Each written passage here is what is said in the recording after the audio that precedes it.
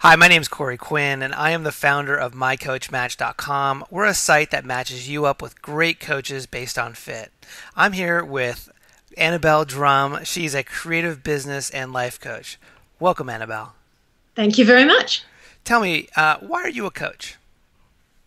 Well, I've basically been a coach all my life, though I didn't actually realize I was doing it. Even in elementary school, I was helping other kids with their studies and their public speaking. I ran a dance company and in my early 20s, and the best bit of that was actually nurturing the careers of other dancers, even though some of them were older than me. I ran an entertainment booking agency for about 15 years, and in that I really loved helping artists get their ideas more commercially viable. So it basically seemed like a very natural progression to go and get all my qualifications and make this a specialty job. Very good. And so when should someone consider working with you as a life coach or a business coach? Well, I find that people often need me when they get to a high point in their career, or they're working as many hours as they possibly can and they don't know where to turn to from there, especially if they're not really enjoying where they are at the moment. Sometimes it's hard to know who to talk to about that sort of thing. So you might go to a business mentor, for example, and they'll teach you how to work harder and go higher up, and then other times you might talk to your family, your friends, or your work colleagues, and they'll be answering your questions with that little personal agenda thing going on. So, they'll have things that are what they want for themselves as well as what they want for you. So sometimes it's really nice to look outside the circle to somebody you can trust and talk to without any personal agenda, and find the answers that are going to suit you the best. So thank you. That's wonderful. I agree, by the way. Who is your ideal client? My ideal client, well, I often do group training courses for people that are new into their industries or just working at mid-level. But the ones that I coach with on a one-to-one basis are usually people that are very well established in their creative job. So I find they're usually aware that something big needs to change. Perhaps they've been trying to solve something for some years and they can't figure how to get around it. These are the good clients. For me, I love the challenge. I love people that are open-minded and can try new ideas. And sometimes they're hard to accept, but to even try new ideas is good. Ones that can work their way right through the full series, focusing on that goal rather than moving around too much. And I think the ones that I get the best results for are the ones that dream big. Great. Mm-hmm.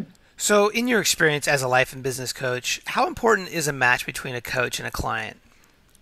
Oh, it's crucial. I mean, Corey, you said it yourself on the website. It's so important to get a really good match with your client, because if you get offered somebody who's a coach who appears to be the best in the world, but if you can't get along with them, or your egos are clashing, or you're wondering if what you're saying to them is not going to be kept confidential, or you're not being heard, then you really are wasting your time and money. And that's important for me too. This is why I like to have a chat with my clients before we start a series to make sure I can get along as well, because I don't want to be working with someone who I can't do the best job for. That's right. So yeah, it's really important that both the client and the coach are confident that they've chosen well before they start. That's right. It goes both ways.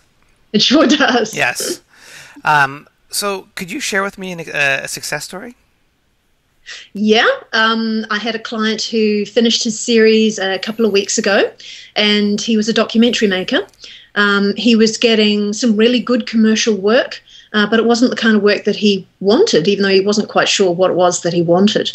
So he set the goal, I lead a thriving business with a clear get this right, I've written it down somewhere.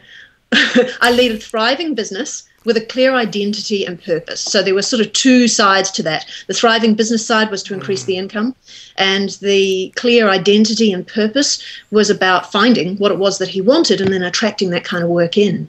So we worked fortnightly for a 6-month period, and he came out the other end with a vastly different business and income. He now earns four and a half times as much as what he did when he started, though he's working very little more hours, just about similar hours from what he was doing before.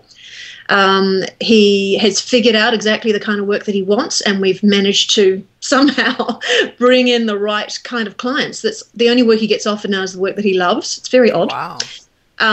And also, he still has time to help underprivileged youth in teaching them how to make their own documentaries and have their own voice. So his self-confidence has grown, the satisfaction in his work is massive, and I've been told that he is actually a far more pleasant person to be around now.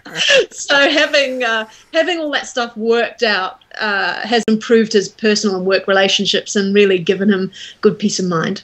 Wow, that's a wonderful story. It is. It makes me feel good. That's what it's all about. Yeah, congratulations on that. Thank you. Thank you so much, Annabelle, for taking some time with us today. You're welcome.